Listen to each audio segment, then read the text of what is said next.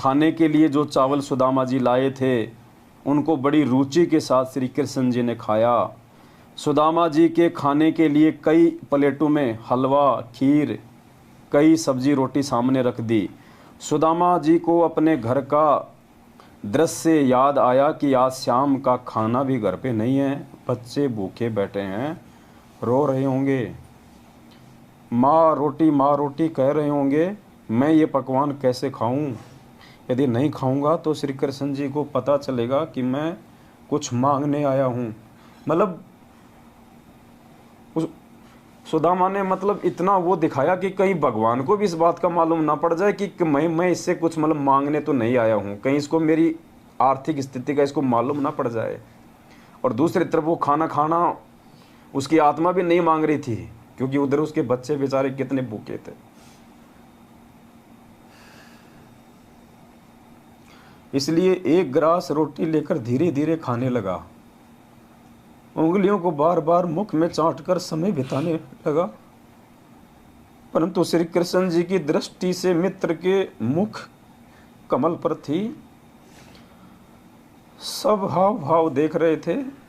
कहाँ खा ले यार सुदामा, क्यों उंगली चाटे है? सुदामा जी ने 2 रोटी खाई तथा खीर हलवा ना मात्र का खाया, हाथ धोकर बैठ गया। श्री कृष्ण जी ने पूछा कि बच्चे तथा भाभी जी कुशल हैं? निर्वाह ठीक से चल रहा है? सुदामा जी ने कहा, देखो पुण्यात्मा,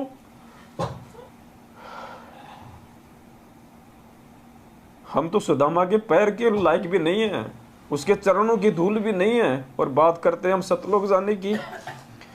इतने दुख और तकलीफ में होने के बाद भी, और भगवान ने कहा कि सब ठीक ठाक तो है परिवार में। सुदामा क्या कह रहा है? तेरी दया से है भगवान हमको सुख सारा, किसी वस्तु की कमी नहीं, मेरा ठीक चल रहा है गुजारा। और हम पुण्यात्मा बात बात पे जुकाम हो जाती है तो भी अपने गुरुदेव को दुखी करने के लिए कि गुरुजी जुकाम हो गई, प्रार्थना लगवा देते हैं। थोड़ा बहुत कोई काम धंधा ठीक नहीं चलता तो हम रोने लग जाते हैं हम भगवान के आगे। हमें विश्वास नहीं है।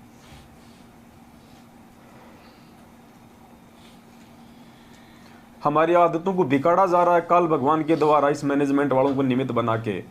हमारी आंखों के सामने हमारे को नंबर दे देगी कि लगाओ प्रार्थना। हमारी आदतों को बिगाड़ा जा रहा है, हमारे को भगवान के ऊपर विश्वास नहीं करने दिया जा रहा। इसलिए हम विनती करते हैं इन लोगों का साथ छोड़ो भाई, ये लोग हमारे को विश्वासी नहीं बनने देंगे। हमारे अंदर जो दृढ़ता, जो विश्वास गुरुजी पैदा करना चाहते हैं, सुदामा की तरह ये लोग नहीं करने देंगे। यही काल भगवान की सूक्ष्म चाल होती है। तो सुदामा जी ने कहा कि तेरी दया से है भगवान हमको सुख सारा, किसी वस्तु की कमी नहीं, मेरा ठीक चल रहा गुजारा। श्री कृष्ण जी तो समझ चुके थे कि यह मर जाएगा पर मांगेगा नहीं। उसी समय सुदामा जी को दूसरे कमरे में विश्राम के लिए निवेदन किया और राज दरबार में जाकर विश्वकर्मा जी को बुलाया, जो मुख्य इंजीनियर था, तथा सुदामा जी का पूरा पता लिखवाकर उसका सुंदर महल बनाने का आदेश दिया।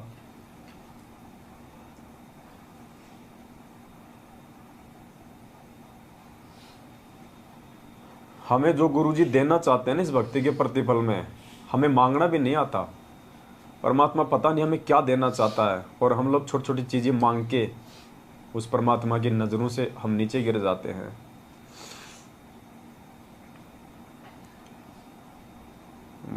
एक समय की बात है, कोई बच्चा अपने पिताजी के साथ में किसी दुकान पे गया, तो उसने कहा कि बेटा टॉफ़ी लेगा? दुकानदार ने कहा। तो बच्चे ने कहा कि हाँ अंकल मैं टॉफ़ी लूँगा। बोला बेटा ले ले, ये डब्बा है, इसमें निकाल ले। बच्चे ने नहीं निकाली। बोला बेटा ले ले इस डब्बे के अंदर। बच्चे ने हाथ आगे नहीं बढ़ाया। तो बोला बेटा तू क्यों नहीं ले रहा? बोले अंकल जी मेरा हाथ बहुत छोटा है, अगर मैं मेरे हाथ से उठाऊंगा तो क्या पता 4 टॉफ़ी आएंगी, 5 टॉफ़ी आएंगी, और आप यदि अपने हाथ से दोगे तो बहुत सारी आएंगी।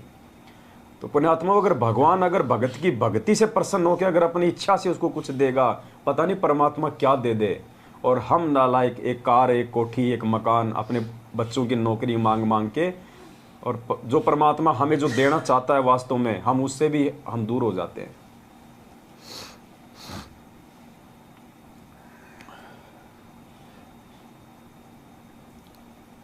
तो श्री कृष्ण जी ने विश्वकर्मा जी को बुलाया, जो मुख्य इंजीनियर था, तथा सुदामा जी का पूरा पता लिखवाकर उसका सुंदर महल बनाने का आदेश दिया, तथा कहा कि लाखों रुपए का धन ले जा, जो भगत के घर पर रख आना। ये कार्य 1 सप्ताह में होना चाहिए। विश्वकर्मा जी ने 6 दिन में कार्य संपूर्ण करके रिपोर्ट दे दी। सुदामा जी प्रतिदिन चलने के लिए कहते तो श्री कृष्ण जी विशेष विनय करके रोके रहे।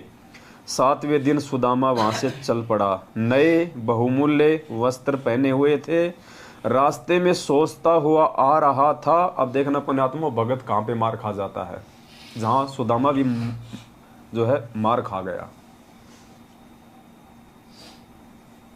सुदामा ने उनको अंतर्यामी नहीं माना, उनको परमात्मा नहीं माना, घट घट का वासी नहीं माना। सुदामा भी कहाँ अपने मित्र के प्रति मन में दोष पैदा करके मार खा गया। ये बहुत ही इम्पोर्टेंट टॉपिक है।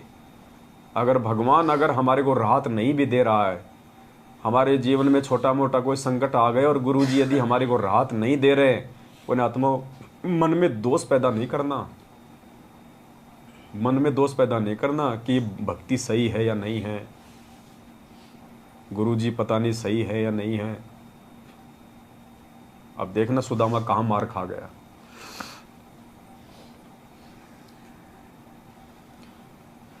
रास्ते में सोचता हुआ आ रहा था कि श्री कृष्ण मेरे से पूछ रहा था कि किसी वस्तु का अभाव तो नहीं है। क्या उसको दिखाई नहीं दे रहा था कि मेरा क्या हाल है? वही बात हुई ना कि मित्रता समान हैसियत वालों से ही करनी चाहिए। सुदामा के मन में ये दोष आ गया कि वहाँ बार बार मेरे से श्री कृष्ण पूछ रहा था कि घर पे तो सब ठीक है, भाभी तो ठीक है, बच्चे तो ठीक है, कोई चीज़ की कमी तो नहीं है ना। तो सुदामा ने सोचा कि क्या उसको मेरी हालत नहीं दिखाई दे रही थी? अगर मेरे घर की हालत ठीक होती, मेरे बच्चे ठीक होते, तो मैं ऐसे मेरी फटी जूतियाँ, मैले कुचेले कपड़े थोड़े ना होते मेरे। लेकिन वो मेरा मजाक उड़ा रहा था। ये मन में दोष आ गया उसके। 7वें दिन सुदामा चल पड़ा। नए बहुमूल्य वस्त्र पहने हुए थे। रास्ते में सोचता हुआ आ रहा था कि श्री कृष्ण मेरे से पूछ रहा था कि किसी वस्तु का अभाव तो नहीं है। क्या उसको दिखाई नहीं दे रहा था कि मेरा क्या हाल है? वही बात हुई कि मित्रता समान हैसियत वालों से ही निभती है। इतनी देर में देखो, उधर तो भगवान के प्रति मन में दोष आया और इधर देखो फिर उसका रिजल्ट। हमें शिक्षा दे रहे हैं गुरुजी कि कैसी भी विकट परिस्थिति आ जाए, भगवान से विश्वास नहीं हटाना, मन को कमजोर मत करना, आत्मा को नीचे मत गिरने देना। ये परीक्षा का समय होता है। सुदामा ऐसा सोच ही रहा था, मन में दोष लेके आया। इतनी देर में जंगली भीलों ने रास्ता रोक लिया और कहा कि निकाल जो कुछ ले रखा है। सुदामा जी ने कहा कि मेरे पास कुछ नहीं है। भीलों ने तलाशी ली तो कुछ नहीं मिला। सुदामा जी के कीमती धोती कुर्ता छीन ले गए, उसको नंगा छोड़ गए। सुदामा जी को ये सजा अविश्वास की मिली थी। क्या कह रहे हैं गुरुजी? जो कपड़े लत्ते थे ना, वो भी निकलवा ले गए, नंगा, अंडरवियर भी नहीं छोड़ी। और गुरुजी कह रहे हैं कि सुदामा को ये सजा मिली थी, ये किस चीज की मिली? अविश्वास की। ये हमें शिक्षा दे रहे हैं गुरुजी कि नाम दीक्षा लेने के बाद अपने भगवान पे अविश्वास नहीं करना बिल्कुल भी, चाहे दुनिया इधर से उधर क्यों ना हो जाए, काल तुम्हें कितना भी तोड़ने मरोड़ने का प्रयास क्यों ना करे, तुम्हारे मन में कितने भी विक्षेप पैदा क्यों ना करे। जैसे अर्जुन और सर्जुन मार खा गए थे भगवान पे विश्वास करके, भगवान पे शंका करके। जब लोगों ने कहा ना कि तुम कहाँ मर गए थे, यहाँ तो कबीर ने ऐसा कांड कर दिया, बड़े बाजार में बेइज्जती कर दी, हमारे को मुंह दिखाने के लायक नहीं छोड़ा। तो अर्जुन सर्जुन ने पहले तो हिम्मत दिखाई, बोले नालायको तुम क्या बोल रहे हो, तुम्हारे मुंह में कीड़े पड़ जाने चाहिए, तुम गुरुजी के बारे में ऐसा बोल रहे हो। तो फिर लोगों ने कहा कि तेरे को विश्वास नहीं है क्या, उस वैश्या के घर पे जाके देख ले, वहीं मिलेंगे गुरुजी तेरे को, रोज जाते हैं। तो अर्जुन सर्जुन के मन में क्या आया पता है? उन्होंने बोला भाई अगर आंखों से देख लेंगे तो मानेंगे, वही मार खा गए। वहाँ जाना और गुरु जी को शिक्षा देना तो पुण्यात्मा बहुत दूर की बात है। वो वहीं मार खा गए थे कि अगर आंखों देख लेंगे तो मानेंगे। इसका मतलब उनको विश्वास नहीं था कि गुरु जी ऐसा कर भी सकते हैं। वहीं मार खा गए वो। और वहाँ जाके तो उन्होंने अपने कर्म फोड़े लिए भगवान को शिक्षा देके कि गुरु जी बाहर आपकी बदनामी हो रही है, ये नीच का घर है, आपको यहाँ नहीं बैठना चाहिए। तो सुदामा के भी मन में दोष आ गया। सुदामा जी को ये सजा अविश्वास की मिली थी। तो पुण्यात्मा चाहे कुछ भी हो जाए, अरे गर्दन कौन सी बड़ी बात है। आज से पहले हमारे असंख्य जन्म हो लिए, हम कोई सुख शांति की मौत तो मुश्किल से 1-2% ही मरे होंगे, बाकी तो हम दुर्घटनाओं में मरे हैं। कोई बीमारी से तड़प तड़प के मरा है, कोई सेना में होगा तो दुश्मन ने उसका गला काट दिया होगा। आजकल तो गोलियों से मार देते हैं, पहले तो चाकू से मारते थे, गले काट दिया करते थे। कितनी बार हम बकरे बने, कसाई ने हमारे वो गले काटे। अरे ये जन्म में भी मर जाएंगे और क्या होगा इससे ज्यादा। मालिक कहते हैं सिर साटे की भक्ति है और कछु नहीं बात, सिर के साटे पाइए अवगत अलखनाथ। और शीश तुम्हारा जाएगा तू कर सतगुरु को दान, मेरा मेरी छोड़ दे यो ही गई मैदान। और गुरु जी कहते हैं करोड़ों शीश तूने दे दिए यम राजा की फेट। फेट यानी वो तो झटके से लेता है, कहीं कोई सैनिक बना के मार देगा लड़ाई में, कहीं कोई बकरा बना के आपका उड़ा देगा गर्दन। फेंट यानी झटके से। तो गुरु जी कहते हैं कि करोड़ों शीश तूने दे दिए यमराजा की फेंट, एक शीश दे के देख ले सतगुरु अपने की भेंट। भेंट यानी प्यार से। ये वर्तमान शीश गुरु जी कह रहे हैं तू अपने गुरु जी के चरणों में रख दे। जो गुरु जी कहें उनके प्रत्येक वचन की पालना करो, प्रत्येक मर्यादा निभाओ, वो होता है शीश देना। गुरु जी ये नहीं करेंगे तू अपने यहाँ से मेरे को दे दे काट के। शीश देने का मतलब है समर्पित हो जाना गुरु जी के प्रति। उनके वचन को तोड़वाने के लिए अगर ब्रह्मा विष्णु महेश भी आ जाए तो भी सामने अड़ जाओ कि बेटा साइड में हो ले, तेरी नहीं चलेगी, ये पिछली पीढ़ी है।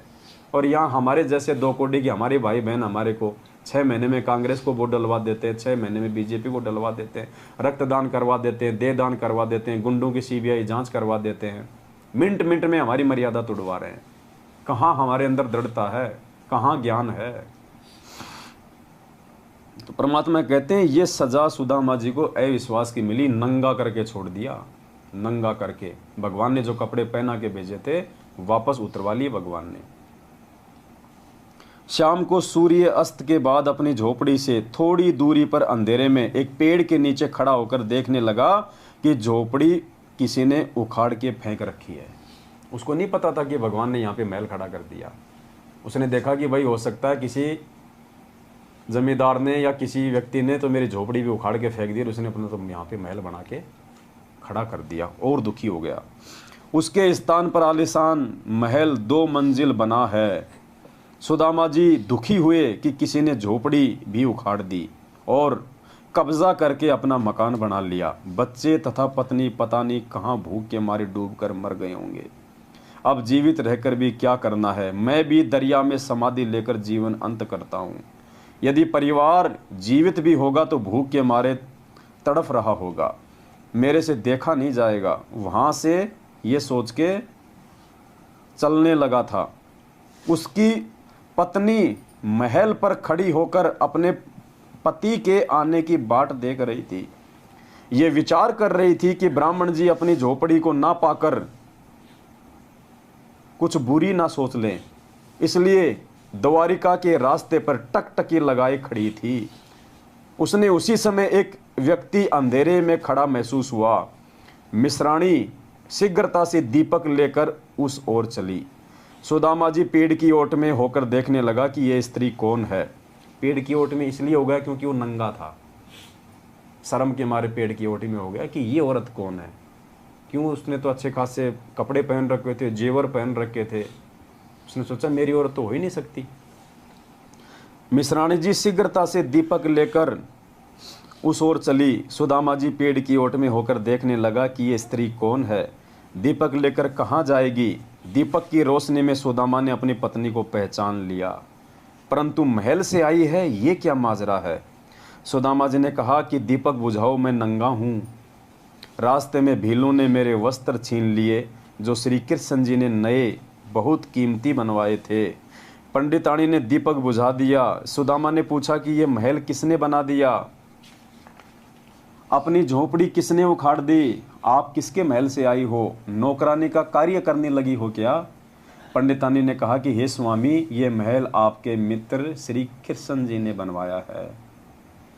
आपके जाने के चौथे दिन सैकड़ों कारीगर आए, साथ में बैलों पर पत्थर, ईंट, चूना तथा अन्न धन लाद कर लाए। 6 दिन में संपूर्ण करके चले गए। आओ, यह आपका महल है।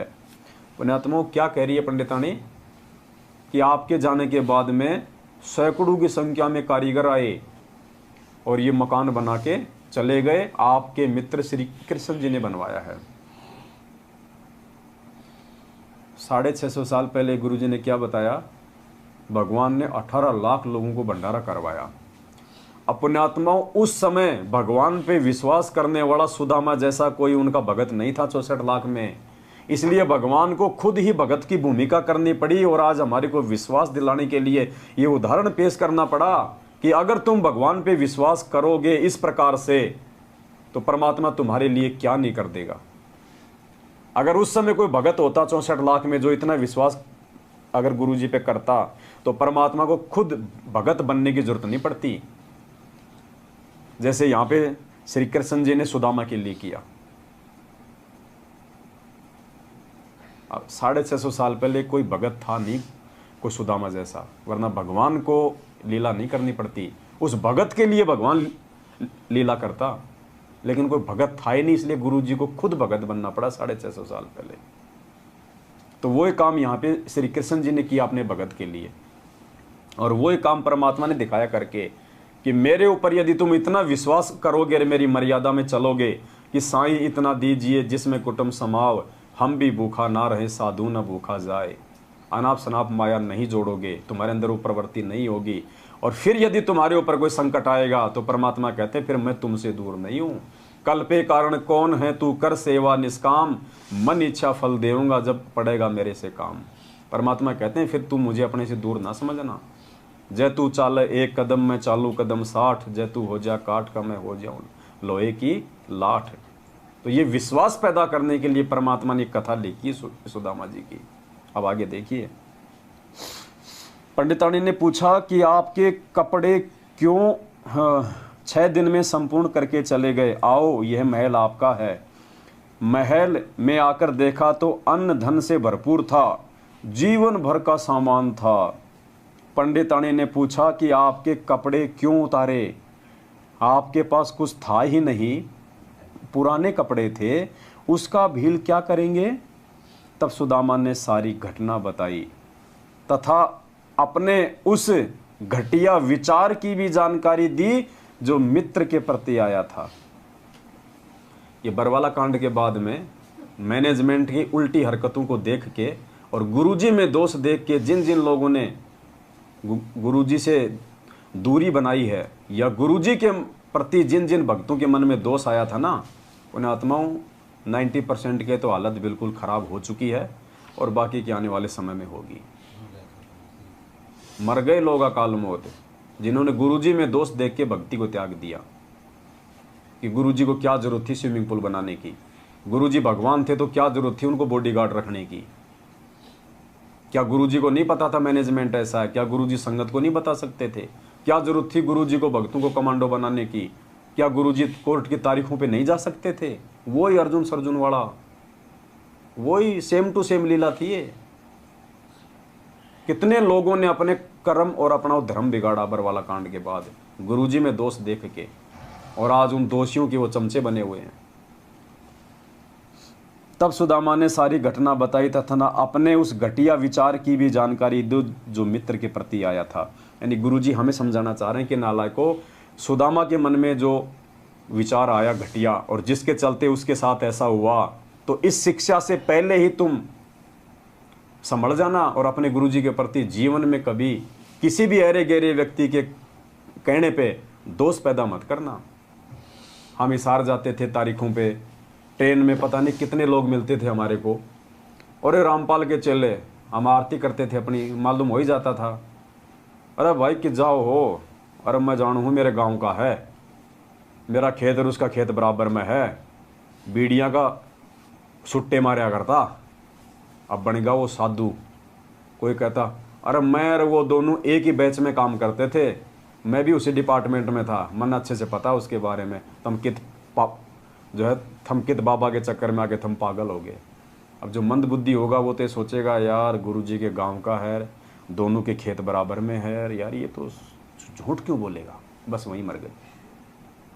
यार इसने तो गुरुजी के साथ में नौकरी की है, इसका क्या फ़ायदा झूठ बोल के, ये जो कह रहा सही कह रहा होगा, वहीं मर गए। ये सोचना चाहिए कि ये जो कह रहा है ना, ये कह नहीं रहा, काल इससे कहलवा रहा है मुझे भगवान से दूर करने के लिए। पुण्यात्मो तब हम इस भक्ति मार्ग पे टिक पाएंगे। इतना विश्वास जब अपने इष्ट पे, अपने गुरु भगवान पे होगा। तब सुदामा जी ने सारी घटना बताई तथा अपने उस घटिया विचार की भी जानकारी दी जो मित्र के प्रति आया था, कि मेरे से श्री कृष्ण पूछ रहा था कि घर में किसी वस्तु की कमी तो नहीं है, गुजारा ठीक चल रहा है क्या। मैंने कह दिया था कि आपकी कृपा से सब कुशल है, किसी वस्तु की कमी नहीं है, निर्वाह ठीक चल रहा है। पत्नी ने कहा कि आप कहाँ मांगने वाले हो, वे तो अंतर्यामी है, सब जान गए थे। सुदामा जी ने कहा कि सब जान गए थे, इसीलिए तो मेरे वस्त्र भी छिनवा दिए। कि मेरे अंदर जो घटिया विचार आया था उसको भी तो जान गया फिर वो अंतर्यामी, इसीलिए तो छिनवा दिए मेरे वस्त्र, मेरे उस दोष को देख के। बाद में समझ में आ गई सुदामा के कि हाँ भाई अंतर्यामी तो था, और अंतर्यामी था इसीलिए उसने मेरे कपड़े भी छिनवा दिए। ये शिक्षा गुरुजी हमें दे रहे हैं कि इतना सा भी दोष अगर आ गया मेरे प्रति, क्या हाल होगा तुम्हारा। वे तो अंतर्यामी हैं, सब जान गए थे। सुदामा जी ने कहा कि सब जान गए थे, इसीलिए तो मेरे वस्त्र भी छिनवा दिए। मैं विचार करता जा रहा था कि देखा, मित्र मेरे से पूछ रहा था कि सब ठीक तो है, किसी वस्तु की कमी तो नहीं। मैं सोच रहा था कि क्या इसको मेरी ये हालत देखकर ये भी नहीं पता कि ये दशा क्या ठीक ठाक की होती है। ठीक ही है कि मित्रता तो समान हैसियत वालों की निभती है। मैंने तो इतना ही विचार किया था कि उसी समय मेरे वस्त्र भी लूट लिए गए। तब मिश्रानी ने कहा कि आपकी परीक्षा थी, परंतु आप यहां पर चूक गए। क्या कह रही है उसकी पत्नी कि ये तेरी परीक्षा थी और तू यहीं पे चूक गया। अब देख लो पुण्यात्मा, हम कितनी गलतियां कर रहे हैं।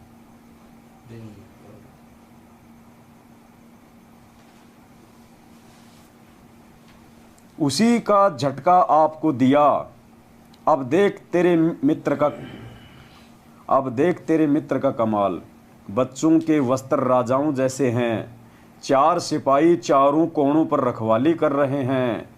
वाणी नंबर 106 में यही कहा है कि संत सुदामा श्री कृष्ण के संगी यानी मित्र थे, जो दारिद्र टोटे यानी निर्धनता की नदी यानी अत्यधिक निर्धन व्यक्ति था। उसके चावल खाकर सोने के महल बख्श दिए, निःशुल्क मुफ्त में दे दिए। विचार, गुरुजी कह रहे हैं विचार।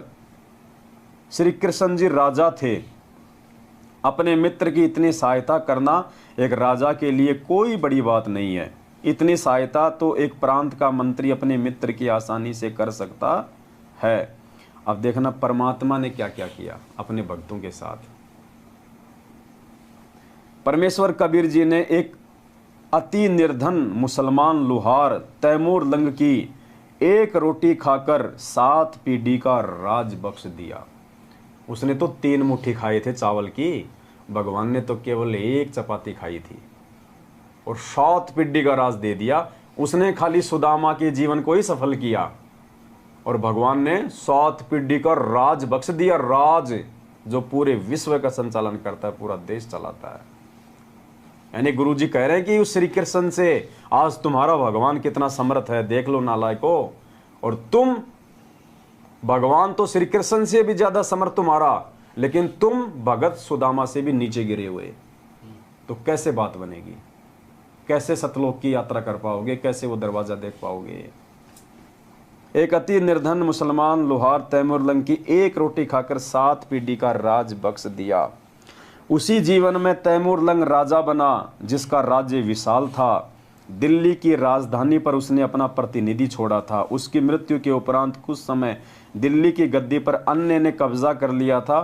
फिर तैमूरलंग के पोते बाबर ने दिल्ली पर कब्जा कर लिया।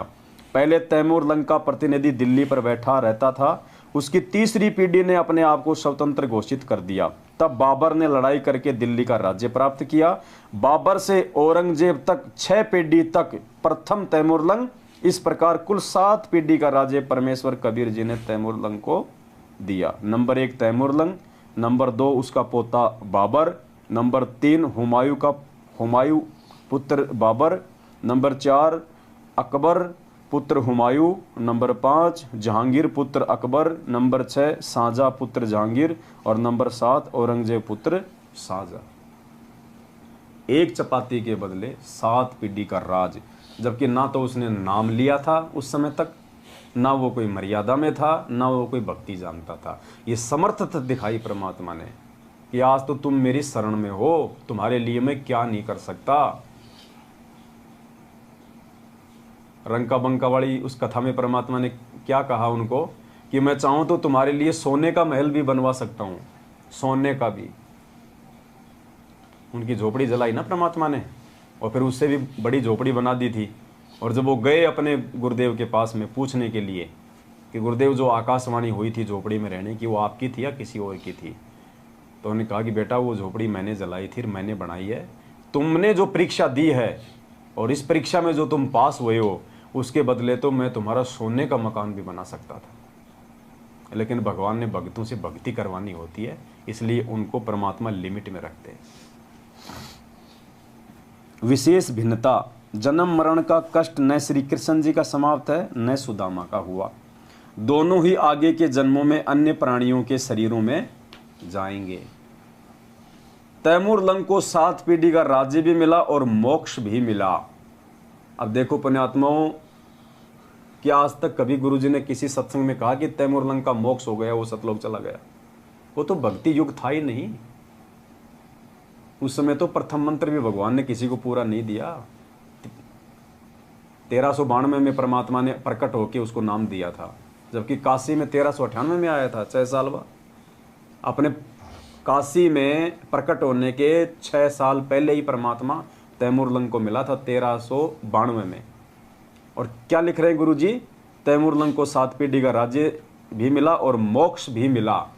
मोक्ष, अब देखो, अब गुरुजी तो नानक जी के आगे भी लिख देते हैं कि नानक जी का मोक्ष हो गया। अब नानक जी का मोक्ष हुआ मान लेना, अगर आपकी आत्मा गवाह दे दे कि तैमूरलंग का भी मोक्ष हो गया होगा।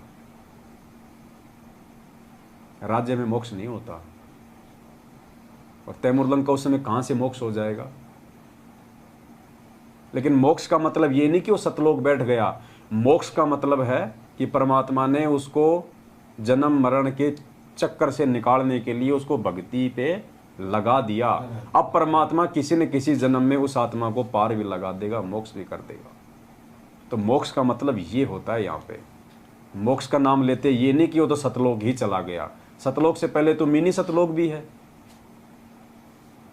तो हमने इन चीज़ों को समझना चाहिए। मोक्ष का युग ये है, ये वर्तमान समय है, और ये परमेश्वर आज साक्षात अपने वास्तविक रूप में प्रकट है, अपने संपूर्ण पावर के साथ में आज दे सकता है ये मोक्ष।